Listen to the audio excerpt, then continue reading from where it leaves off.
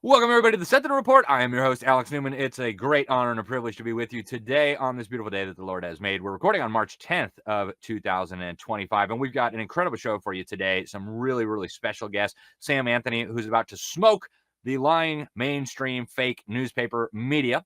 And we've also got Maxime Bernier, who's former Minister of Foreign Affairs, kind of like a Secretary of State for Canada, now started his own party, and he's about to become, it looks like, the kingmaker in Canadian politics. He joins us today to break down the resignation of Justin Trudeau and the new Prime Minister, Mark Carney. Very interesting fellow. And also, we'll talk to him about the 51st state. And you probably heard a lot about South Africa recently for good reason. Donald Trump is finally addressing this issue. We've got a very special guest, Phumlani Majozi, joining us. He is rated one of the most influential young South Africans. He's got a different take than the government. And so you're going to be blessed by hearing from him. But first, a word from the Word. This comes out of Romans chapter 8, verses 35 through 37. The Bible reads, "Who shall separate us from the love of Christ? Shall tribulation or distress or persecution or famine or nakedness or danger or sword? As it is written, for your sake we are being killed all the day long. We are regarded as sheep to be slaughtered. No, in all these things we are more than conquerors through him who loved us." Amen, amen, amen, folks. When your hope is not in this world, amazing things happen. Okay. Now, let's go to the news, folks. We've got a lot of really, really important news. We've been giving you updates about what's going on in Romania. Hugely significant, even though the fake media in America is not covering it.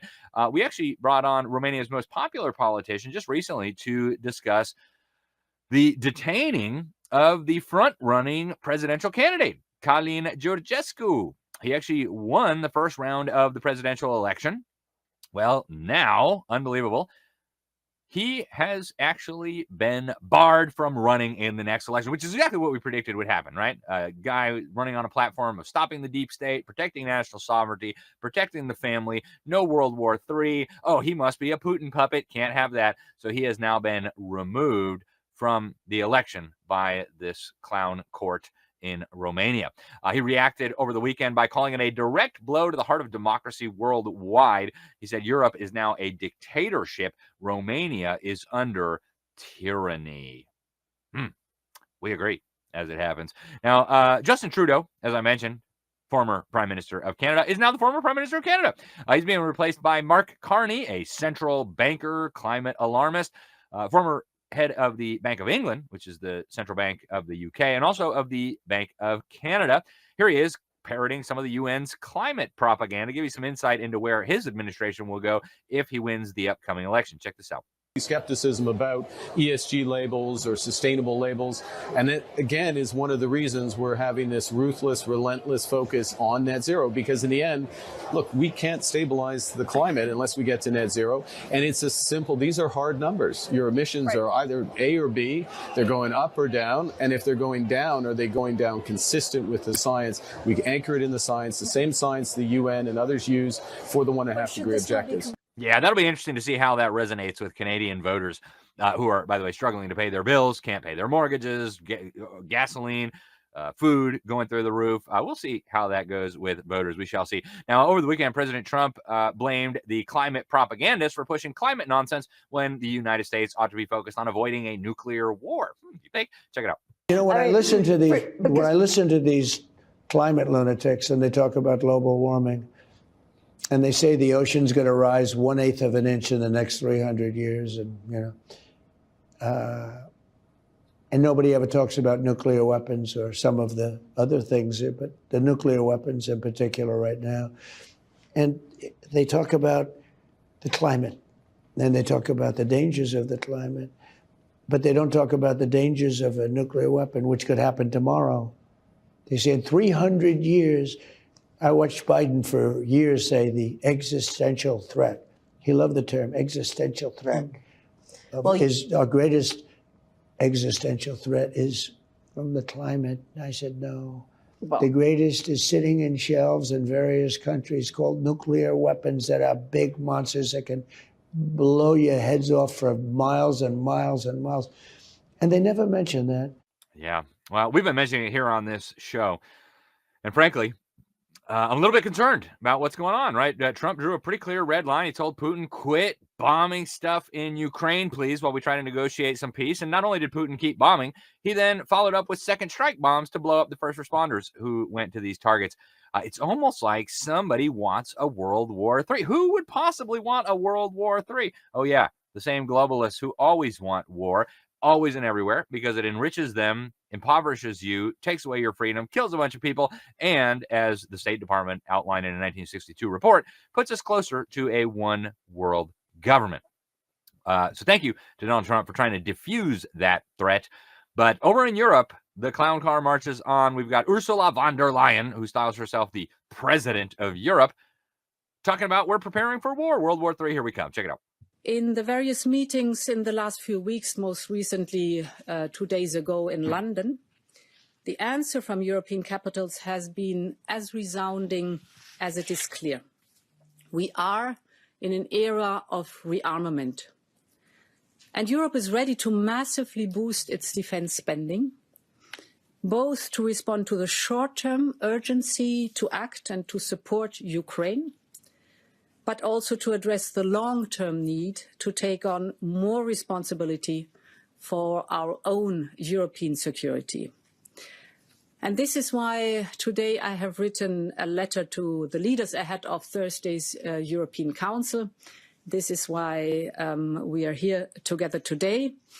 I have outlined in this letter to the leaders the Rearm Europe plan.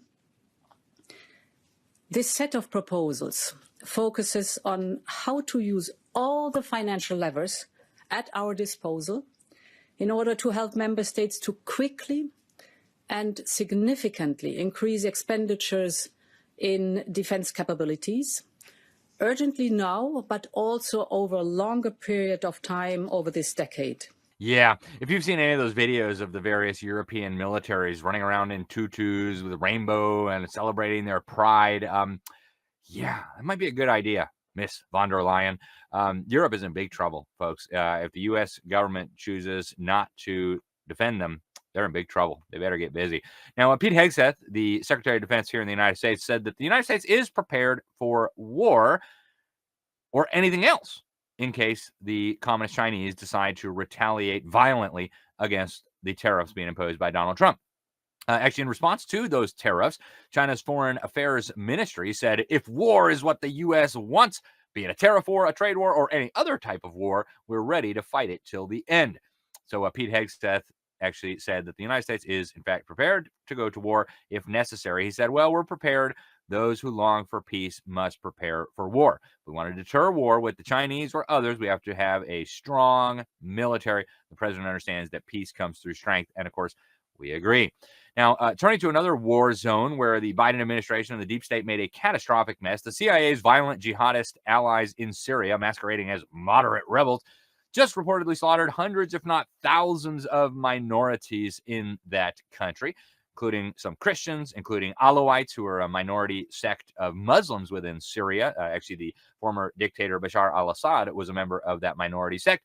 And of course, we here have been exposing these atrocities against Christians and minorities by the CIA's violent jihadist rebels from the very beginning.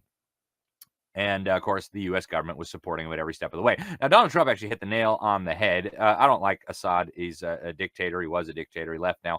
But Donald Trump had a really incisive comment from 2015. I just want to share with you a little flashback here. So I've watched Assad, and I've watched a little bit on the other side. The problem is the other side of Assad, we have no idea who they are. They probably are ISIS. I'm saying, are we better off with Assad? We have no idea who these people are. We give them weapons, we give them ammunition, we give them everything. Aaron, we have no idea who. I mean, maybe it's worse than Assad. So what are we doing? Why are we involved? We have to get rid of ISIS, very importantly. But I look at Assad, and Assad to me looks better than the other side. And, you know, this has happened before. We back a certain side, and that side turns out to be a total catastrophe. Russia likes Assad seemingly a lot. Let them worry about ISIS. Let them fight it out. Yeah, you'd think that'd be clever. But no. Obama, Biden, the Sunni dictators of the Arabian Peninsula all said, no, let's give weapons to ISIS, right? And they were warned about this, by the way, folks. General Flynn, when he was the head of the Defense Intelligence Agency, put together a memo and explained exactly what was going on. The U.S. government, the Turks, the Arabs were supporting the rebellion in Syria. They knew it was led by al-Qaeda in Iraq and the Muslim Brotherhood, and they wanted a Salafist principality in Syria. That's what they got. It's called ISIS, the Islamic State. And now, of course, these maniacs have taken over the country with your weapons and your money, and Christians are paying the price, as they always do. It's terrible, folks. Turning back to domestic news, the U.S. House is considering legislation to abolish the Bureau of Alcohol, Tobacco, Firearms, and Explosives, which, as far as I'm concerned, really ought to be a convenience store rather than a government agency. So the bill was introduced by Representative Lauren Boebert of Colorado and Eric Burlinson of Missouri. And if approved, it would abolish the ATF, saying the ATF is hereby abolished. It's HR 221. They've got 27 co-sponsors. And folks, it's interesting that this is happening now because I've had 2 phone calls over the last few weeks from people who I know or people who know people who I know who have been abused by the ATF. They've been raided. One of them had all his stuff seized, including his cash, his weapons, and they didn't even charge him with a crime after all this investigation, but they said, yeah, we're not giving you your stuff back. Okay. Another one was told by the ATF, hey, you plead guilty and we'll let you off easy. Well, he pled guilty even though he knew he wasn't guilty. Now he's facing 30 months in prison. Is going to destroy his family. These people are out of control, folks. So I think this is a very good bill. Congress ought not be involved in these things in the first place. So why do we have an ATF, right? This is not a proper responsibility of the federal government. Our states can handle this perfectly adequately. Now, weird video by Democrats, all the top Democrats posting the same weird video blasting Trump and cussing. It's a compilation brought to you by Right Angle News. Check it out. I win, I will immediately bring prices down starting on day one.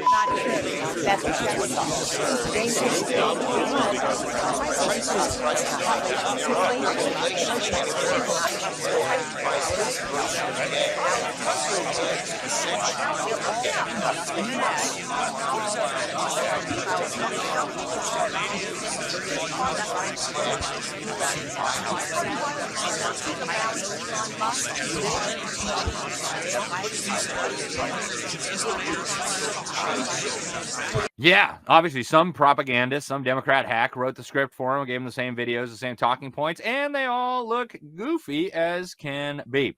So, folks, pretty incredible, but this is what our political process has now seemingly devolved to. Yeah, let's not clap for kids with cancer. Yeah, truly amazing. Now, we've got a disgusting tax-funded LGBT Mardi Gras Pride Parade Festival in Australia featuring an Aboriginal man spearing a guy dressed up like Jesus. Now, for some context here, you see the image on your screen if you're listening or if you're watching us. If you're just listening to us on the radio or something, it's a guy dressed like Jesus being speared by an Australian Aborigine. This is an event that receives millions of tax dollars in Australia every year. The CCP-friendly Prime Minister Anthony Albanese actually walked in this disgusting parade alongside his partner Jody. And if this were any other religion, right? If that were Muhammad, if that were some Hindu character, this would be hate speech. Everybody would be arrested. It would be out of control. And so the Australian Christian lobby is now calling for this disgusting event to be defunded, saying taxpayers should not be forced to fund an event that promotes debauchery, sexual fetishes, and now religious mockery and blasphemy. Folks, our friends in Australia need prayer. In fact, one of our viewers from Australia, one of our supporters here, sent us a note and said this: Christians down here will surely covet the prayers of our U.S. brethren. So, folks, let's join our Christian brothers and sisters in Australia and pray for their nation and pray that this kind of evil would stop. Now, Minnesota has declared a state of emergency. There's an outbreak of 3 diseases, a trifecta of diseases, as they're calling it. Avian metapneumovirus is a respiratory disease that targets poultry. There's the highly pathogenic avian influenza, and then there's the H5N1 bird flu. So all these are making their way through Minnesota, and we'll bring you updates as we have them. Also, folks, New Jersey's first Islamic city. It's called Patterson, New Jersey. We've got a bunch of Muslim politicians, Muslim mayor, Muslim deputy mayor, a bunch of Muslims on the county commission. And now they're renaming Main Street is now called Palestinian Way. They're raising Islamic flags, advancing Sharia. The Rare Foundation has a very, very good article exposing some of this. The councilman says, because of our unity, we have 3 Muslim council members on the council at the same time. And because of our unity, one of our brothers, who is the councilman of the 6th Ward, is now representing us in the 35th Legislative District. During this event that they just had, Mayor Sayegh, a Muslim, said Paterson is the capital of Palestine in the United States of America. Paterson is the fourth holiest city in the world, he said, after Jerusalem, Mecca, and Medina.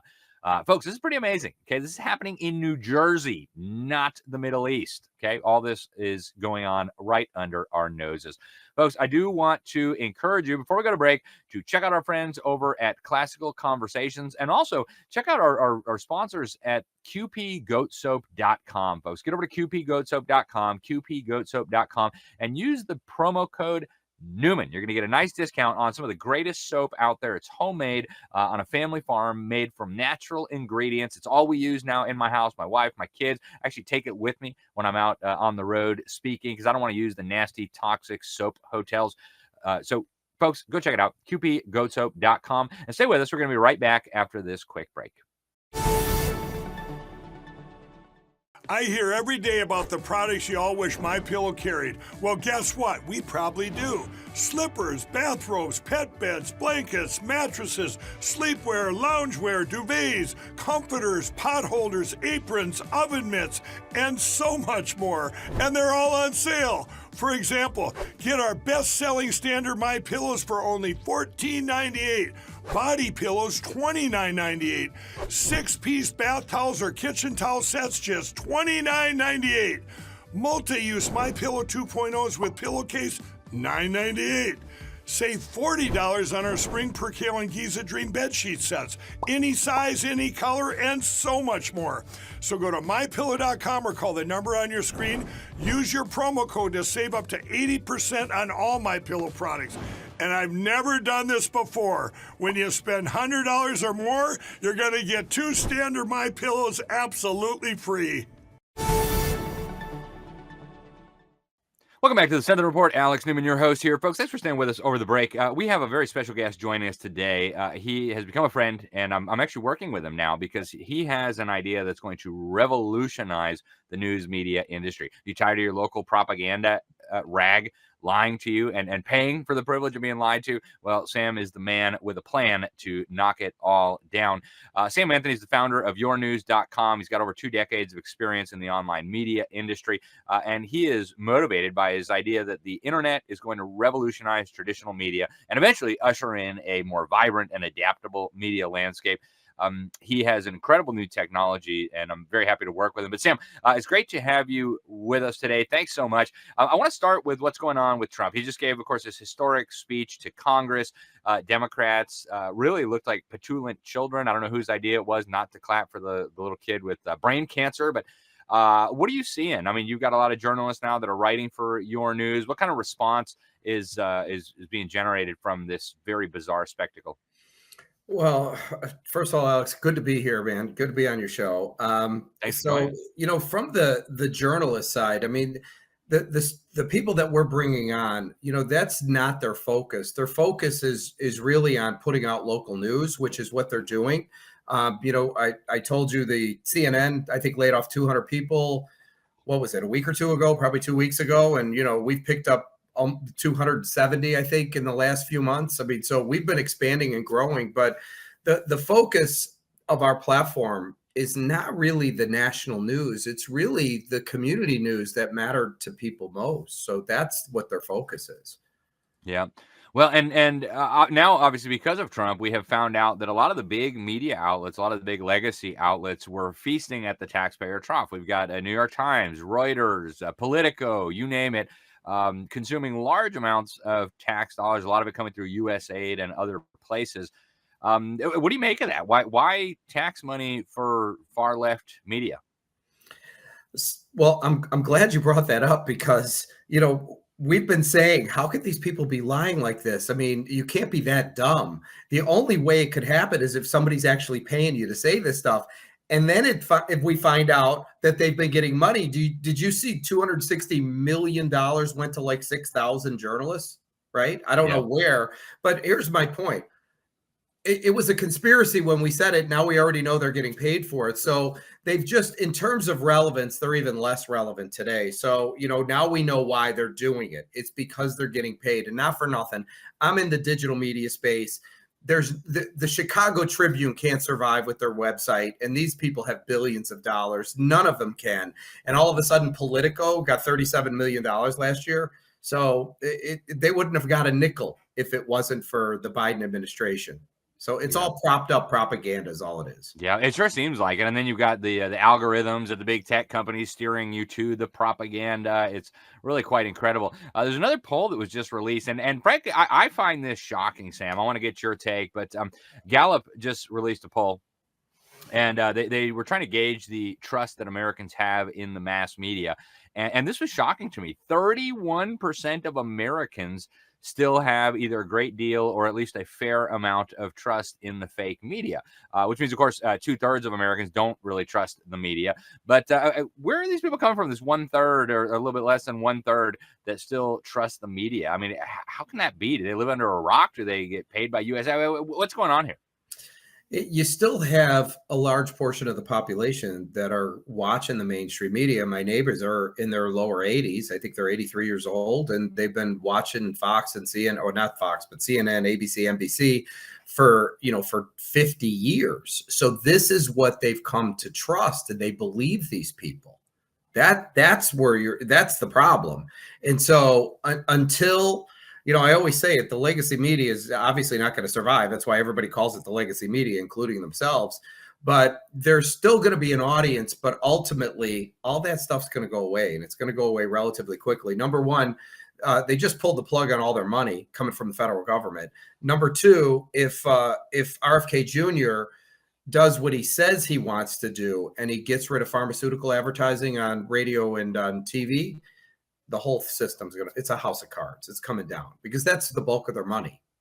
Yep. And we're seeing that with the local press too. I mean, I can't tell you how many of the opinion molders, the influential people, even the elected officials here in this community despise our local propaganda outlet owned by Gannett, the big newspaper chain.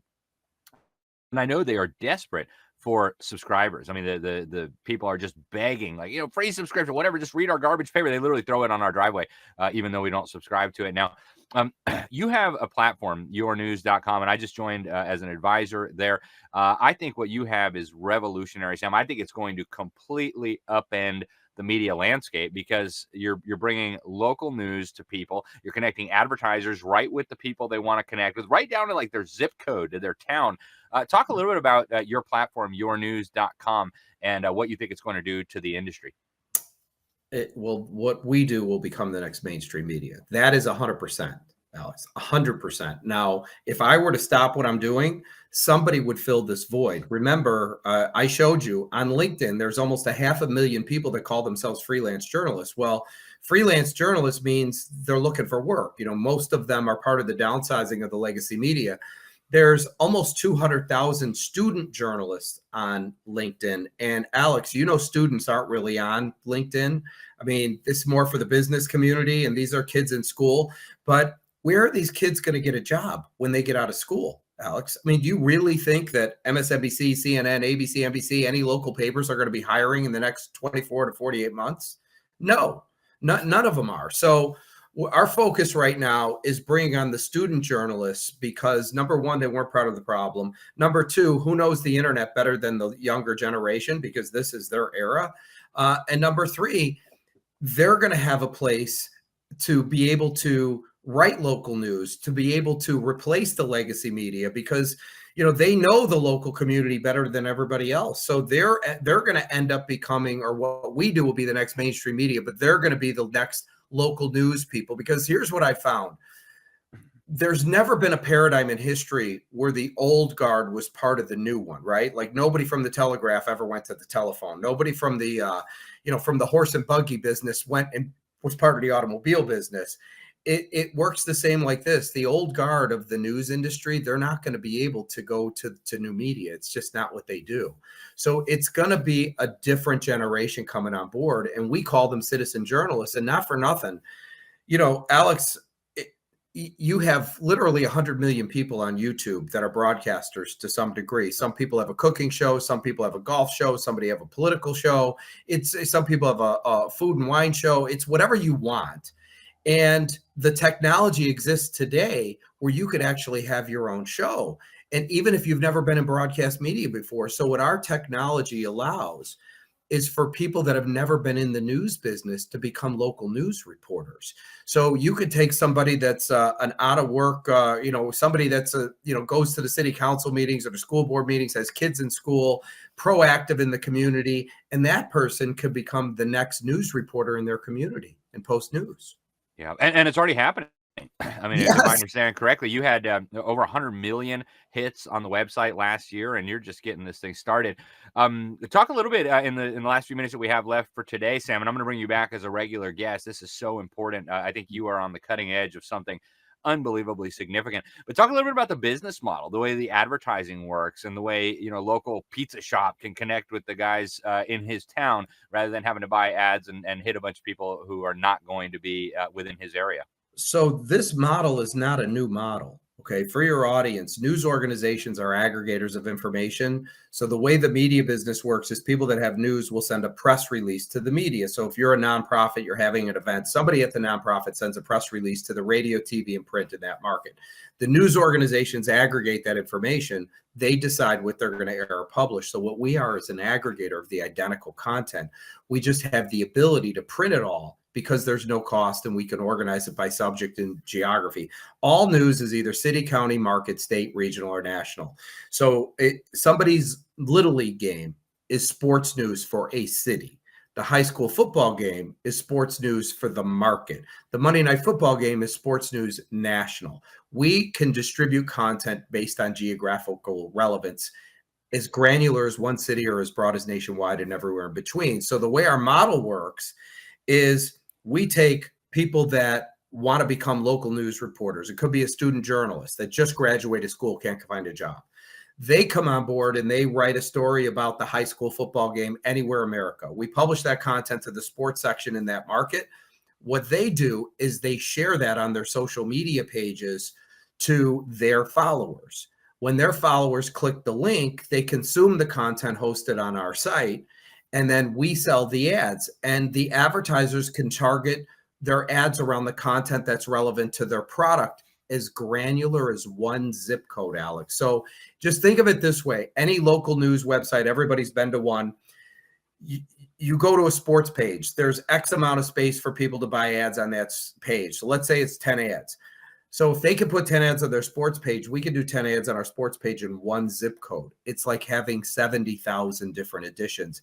And advertisers target based on the highest bid. So the hyper local guy is always going to trump the city. I'm talking zip codes. Who's always going to trump the city, the county, the market, or state, regional, or national. Sam, we're gonna have to bring you back to discuss this in more depth. We're out of time in this segment. This is so huge and so significant. When you first explained this to me, I said, "Wow, this guy is sitting on like the next big thing in the news media." You're gonna roll up all the local newspapers across the country. Before we let you go, Sam, real quick, tell people how they can go to your news. I mean, you've got the app, you got the website.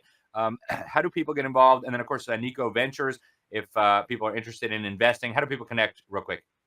Sure. You could go to the site from your desktop. It's yournews.com. You could go to your phone and you type it in, and there's a download button. We control it. At the bottom of the page, if you want to become a journalist, if you want to be the one reporting the local news in your community, if you go to pull it down to the bottom, Alex, you'll see something that says, it'll say right there, be a citizen journalist. You would click that. There's an application in there. You fill out the application.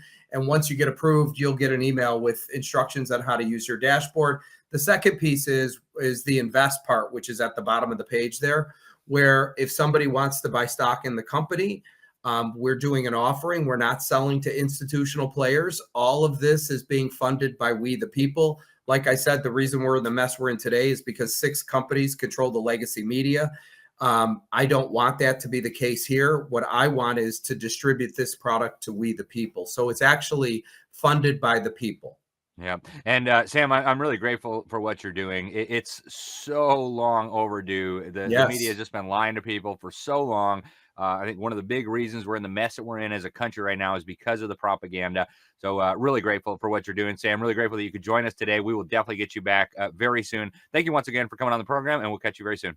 You got it, Alex. Thanks for having me. Thanks Bye. so much. Folks, go check it out, yournews.com, yournews.com. A lot of my stuff is going up there now, and I intend to work very closely with these guys in the years to come because they are sitting on, I think, the next big thing. Stay with us. We're going to be right back with a guest from South Africa, folks. It's been in the news a lot. Donald Trump is a little bit upset about what's happening to the farmers down there. Our next guest is going to break it down for us, explain what's really going on. Stay tuned. In 1776, a nation was born, forged in the crucible of revolution. Brave men and women stood together fighting for freedom, liberty, and the pursuit of happiness. Throughout history, the spirit of patriotism has prevailed. The battles may have changed, but the values remain the same. Today, in 2024, we find ourselves at a pivotal moment where the call for unity, freedom, and a better future echoes louder than ever.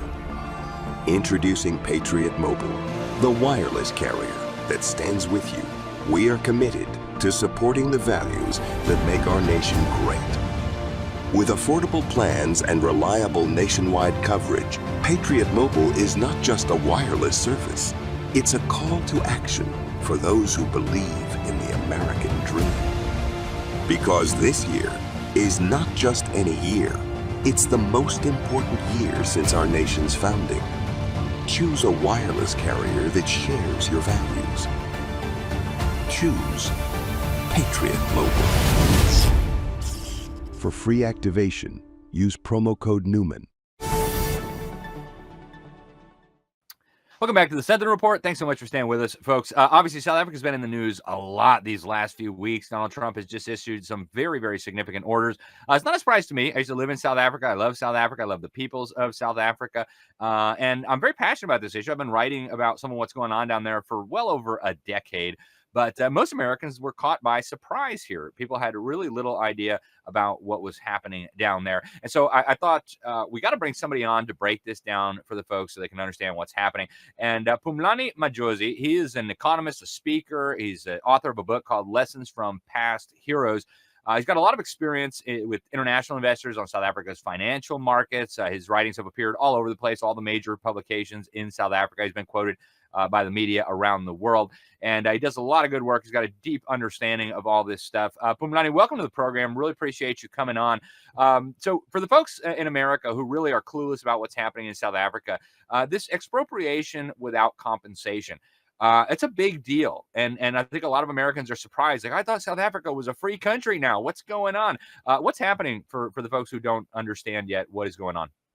Wow, Alex, it's great to be here, man, to be here to talk to you. Yes, this expropriation of land without compensation, it's something that has been quite concerning, especially for people like us who care about, private property rights, stability, because all those things, you do need them for a stronger economy. Now, to give you context, when it comes to this thing of land, over the past, I would say, a decade and a half, there has been this noise by the far left-wing people, the left and the far left. They have been making this noise that the reason why we have these inequalities we have, the big contributor is that Black people don't have access to land. They lack land, right? And as part of that argument over the past decade and a half, they have been beating a drum about expropriation of land without compensation. In other words, we should adjust the constitution to allow for the government to expropriate land without compensation, right?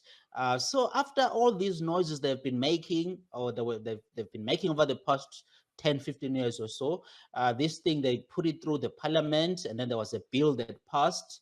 They voted for the adjustment of the laws, so that they allow for expropriation without compensation. So the bill was on the table for a long time after it was approved by the government, and then just a few months back, our president Ramaphosa, he signed it into law, right? Because remember, the bill has to be approved by the government, and then the president is the guy who's going to finalize the whole thing and sign it into law. So, and then the president did sign it into law. So it's been quite concerning, because remember, Alex, that the context here is that for about 15 years now, we have had politicians from the left and far left who have been saying we need expropriation, of land without compensation because we have white people who still control the majority of the land, which is not true, by the way, according to the statistics. So that context is very important because now, after all these years, you are now putting a law that says that you can expropriate without compensation, which you didn't have before. Now you put this thing through. So there's an agenda here. And by the way, Alex, we already have too many laws, right, that address the issues of land. We already have too many, at least 15 or so, right, of these laws. Now they add more again. What's the point here? Yeah. And there's another issue that's related to that. They call it the Black Economic Empowerment, where companies are required to hire X number of people based on skin color and things like this. And so I think when Trump talked about letting the Afrikaners come to the United States, it took a lot of Americans by surprise. Our media, as you probably know, doesn't talk all that much about South Africa anymore. But give us some background. What is going on down there? Why would Trump see that as important? And of course, now he has even cut off federal funding to South Africa. And I understand now the ANC is very unhappy with this. In fact, I've heard the word treason thrown out in regards to some of the Afrikaner folks who've come to the United States to try to make noise about these things. What's going on with all this, Phumlani? Yeah. So let's start with Black economic empowerment, Alex. So Black economic empowerment was, now it's called, it first started in the second half of the 1990s, right? It started as Black economic empowerment, and then they changed it later, adjusted the law into broad-based Black economic empowerment. But I'm going to call it Black economic empowerment. All this thing is, it was founded, or it was established in the second half of the 1990s. It's race-based policies, right? That's what it is. In other words, it's saying to companies, to corporates, right?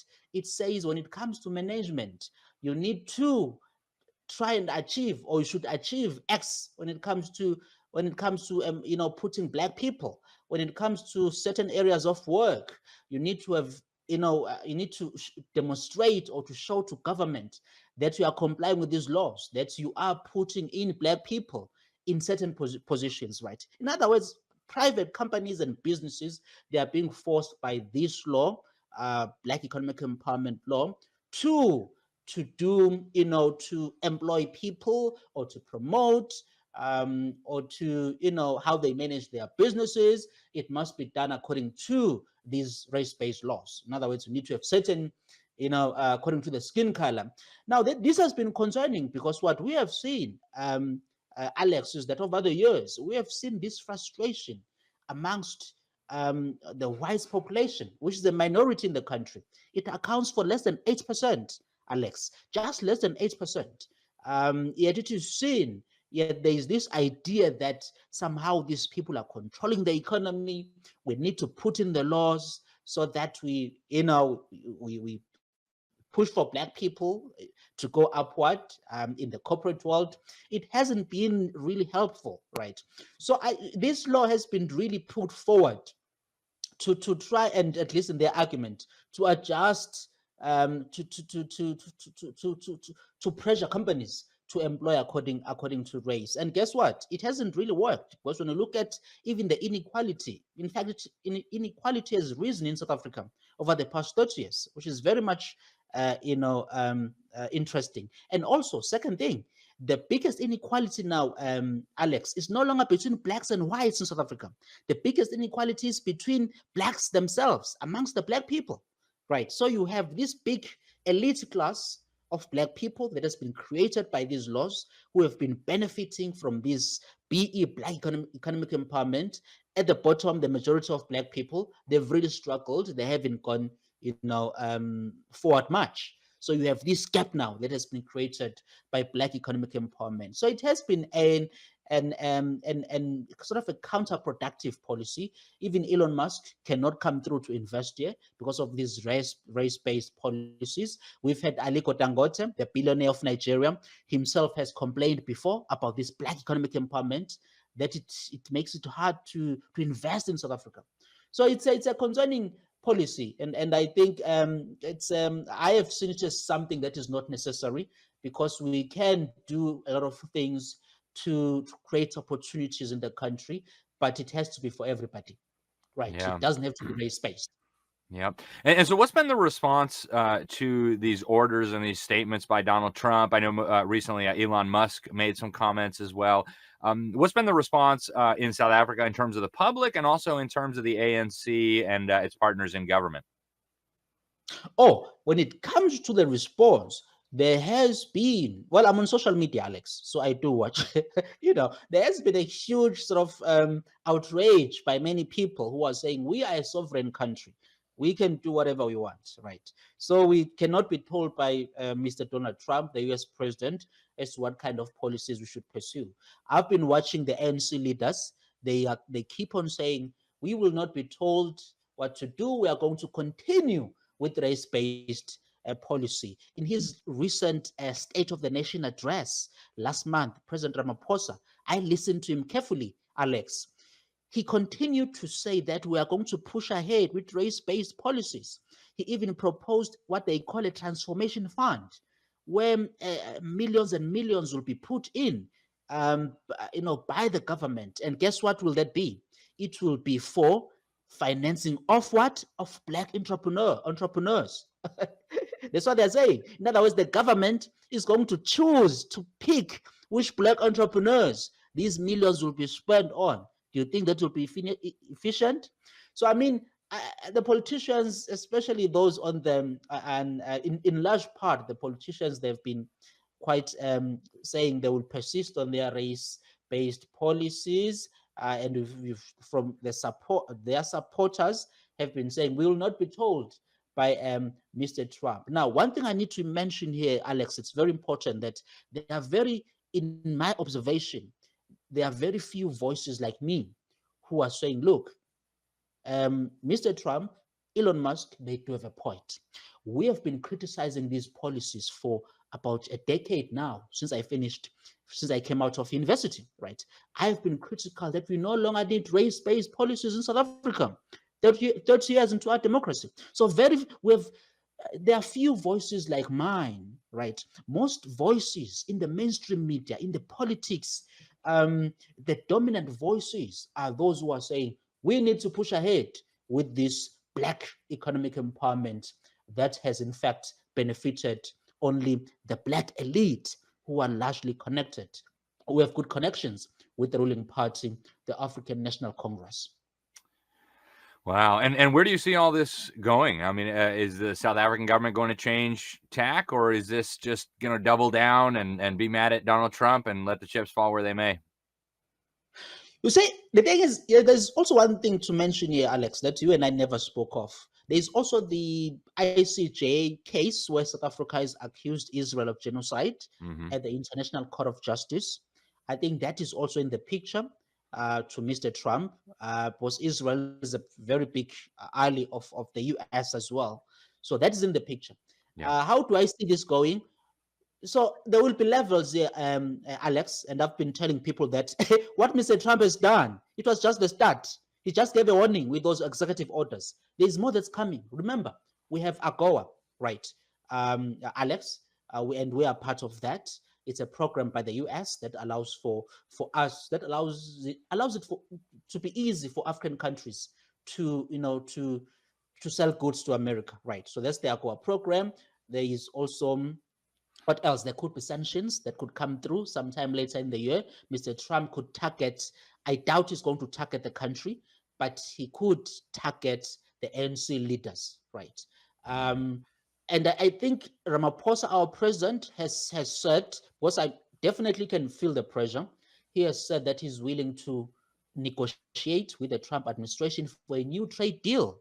And he's willing to go through the process. But guess what, Alex? The Trump administration has shut the door for now. They don't want to talk to Ramaphosa's administration, because I guess it's because they have said they are still investigating. So my point, Alex, is that this was just the start.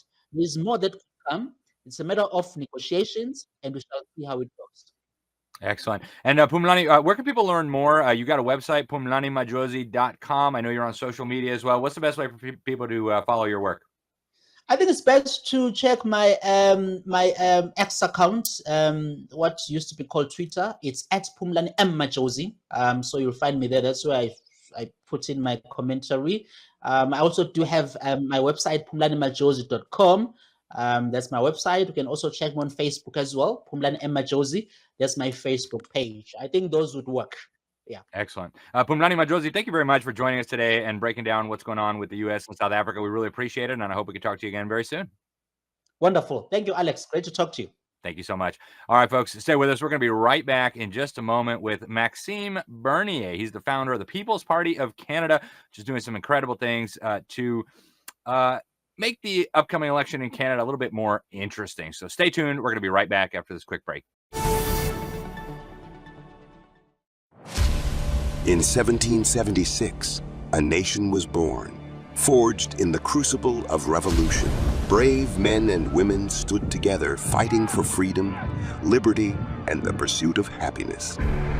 Throughout history, the spirit of patriotism has prevailed. The battles may have changed, but the values remain the same. Today, in 2024, we find ourselves at a pivotal moment where the call for unity, freedom, and a better future echoes louder than ever. Introducing Patriot Mobile, the wireless carrier that stands with you. We are committed to supporting the values that make our nation great. With affordable plans and reliable nationwide coverage, Patriot Mobile is not just a wireless service. It's a call to action for those who believe in the American dream. Because this year is not just any year, it's the most important year since our nation's founding. Choose a wireless carrier that shares your values. Choose Patriot Mobile. For free activation, use promo code Newman. Welcome back to the Sentinel Report. Alex Newman, your host here. Thanks so much for staying with us over the break, folks. Turning again to international affairs, a little bit closer to home this time, our friends to the north, the good old Canadians.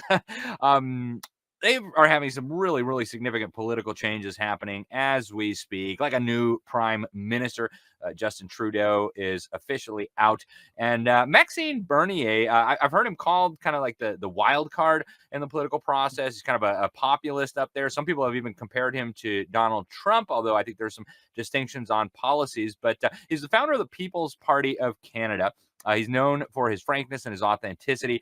He's been in government. He's served as a member of parliament. He actually served as a Minister of Foreign Affairs over a decade ago. He served in cabinets before. Maxime, welcome to the program. Thank you so much for joining us today. I want to start with the news about your prime minister. I guess Justin Trudeau is out, in with the new. What's going on for Americans who don't follow this as closely as they should?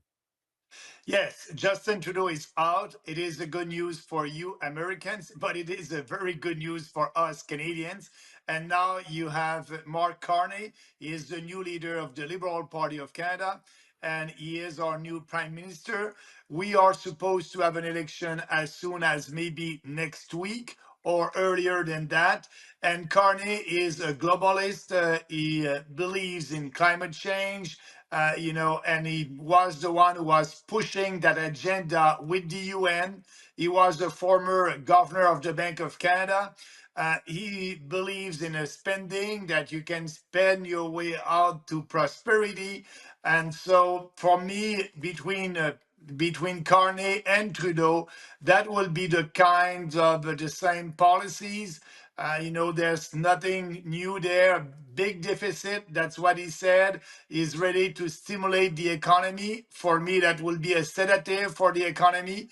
And, he wants to have a mandate, and that's why we will be in election soon to face Donald Trump. And for him, imposing tariffs on Canadians, it's okay. I'm the only leader of a national party here in Canada who doesn't want a trade war with the US. I understand that President Trump imposed the 25% tariff, but it won't be the Canadians who will pay for that. It's the American consumers and American businesses. And so now our country imposed 25% tariffs on all the goods coming from the US. That will bring inflation here in Canada. and actually that will hurt our economy. We are 10 times smaller than you guys in the US. So the rational thing to do is not to impose any tariff and to go ahead with President Trump to reopen the free trade agreement that we have with you for a couple of years right now and put everything on the table to be sure to have a good deal with you guys. That's a fascinating take, Maxime. And I know there's a lot of talk up there about, well, if Trump does tariffs, we're just going to reimpose tariffs here on American goods. And of course, as you said, that would be pretty painful, I think, for Canadian consumers who get a lot of goods and services from the United States. I want to ask you about your party, because typically you spend kind of conservatives, liberals, and you were part of the Conservative Party. In fact, in 2016, you were in the leadership race to succeed Stephen Harper at the helm of the Conservative Party of Canada, and you lost by about 1% in some kind of dubious circumstances, and you decided then it was time to start your own party. Talk a little bit about kind of where the Conservative Party's at today, and what you bring to the table that's so different. I understand in the upcoming elections you're expected to at least get a few seats in Parliament, maybe even become a kingmaker. But talk to us about the distinction there between the People's Party and the Conservative Party. Yeah, the big distinction is, everything that is happening right now in our country with mass immigration. We want to have a pause on immigration. We want to have a moratorium on immigration. With Trudeau and Carney and Poilievre, they all agree to have more foreigners coming to our country. They don't want to deport the illegals that we have in our country. It's between, 50,000 to 500,000 of illegals right now in our country. And this year, foreigners who had temporary foreign worker permits, that will end this year. That may be another 1 million. So the big difference with us is we are putting our country first. We want to help Canadians first. Contrary to the Conservative, we will have that moratorium on immigration. Same thing on climate change. Poilievre believes in climate change and he will impose more regulations on businesses. We will withdraw from the Paris Accord like President Trump. The DEI policies, we are against that, for a long time. We want to be sure that we won't promote that here in our country.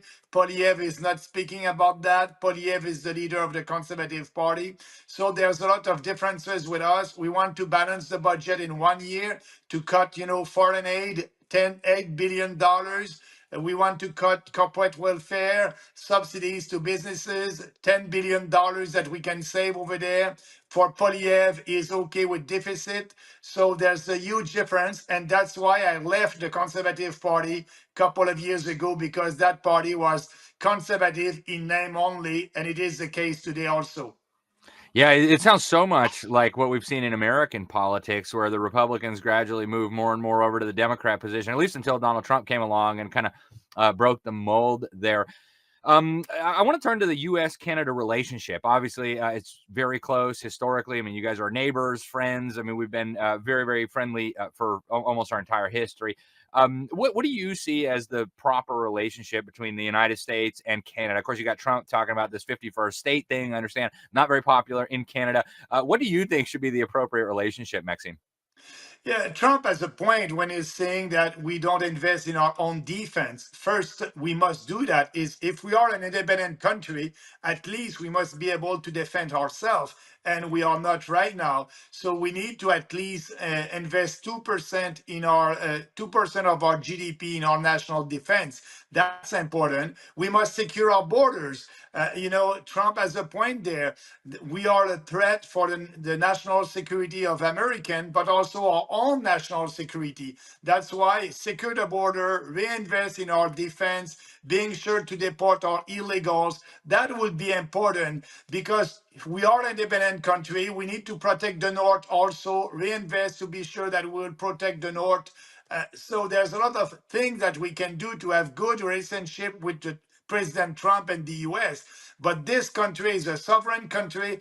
And when President Trump is speaking about the 51st state, For me, it won't happen. We are independent, but we need also to show to other countries and the US that we will do the right thing to protect ourselves and America at the same time. Yeah, and on that subject, Maxime, I've heard a lot of concerns, not just from the United States, by the way, but even from friends up in Canada about some of the dangers that have been growing in Canada, kind of unchecked. The proliferation of agents for the Chinese Communist Party, the drug manufacturing, the Islamist extremism, and we have a pretty open border, U.S. and Canada. And so there's a lot of national security concerns growing as well. How do you think Canada should be responding to those? Oh, we should take that seriously, and I don't think that we are right now. There's a Chinese police station in Montreal and in Toronto that is illegal. That is on against the international law. That is against our constitution.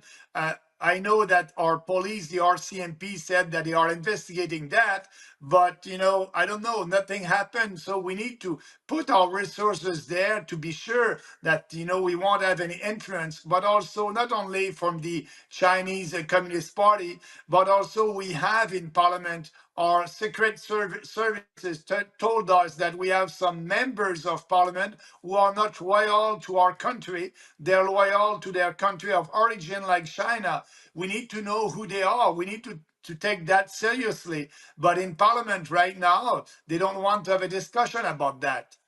Wow, that's amazing. Absolutely amazing, Maxime. I sometimes feel bad about what's been happening in my country all these years, but then I see Canada and I think that could always be worse. Well, I really appreciate you coming on, Maxime. I know you have a big election you're preparing for right now. We do have some viewers up in Canada, and of course, a lot of our viewers and listeners do have friends and family up in Canada. How do people learn more about you? Obviously, People's Party of Canada.ca. Are you on any of the social media? How can people learn about you and get involved? Yeah, they can follow me, Maxime Bernier, on the X, Twitter, on social media, People's Party of Canada.ca. This is our platform. So, if they want to be in touch with us, that's great. And for this election, I can feel the change in Canada, like in US, like in Europe, in France, in Germany, in UK. These populist political party are growing, and we are the only populist free markets, pro-Canada political party in Canada, and I can tell you that I feel that we are growing and we are in it to win it for the next election. Excellent. Well, we wish you well, sir. Merci beaucoup, Maxime Bernier. Thank you very much for what you're doing. We look forward to your electoral success, and I hope we can talk to you again very soon. Perfect. Merci beaucoup. Thank you so much. All righty, folks. That is all we have time for today. If you're in Canada, if you got friends or family in Canada, definitely let them know about Maxime and the People's Party of Canada. There's so much that could be said. I think Maxime really hit a lot of the key points. But, the Canadians are dealing with a lot of the same issues that we're dealing with here in America. I mean, they're a little further down that road, but, there's a lot of the same problems. And as our neighbors to the north, we want to make sure that they stay strong, that they stay free. So if you have people up in Canada, definitely send them this interview to them. Go check out the website, peoplespartyofcanada.ca. Also, get over to our website, libertysentinel.org. I want to thank you so much again for tuning in. Thank you for all that you do for God and for country. We appreciate you more than you know, and God willing, we shall be with you again next week. Until then, thanks for watching, and God bless you all.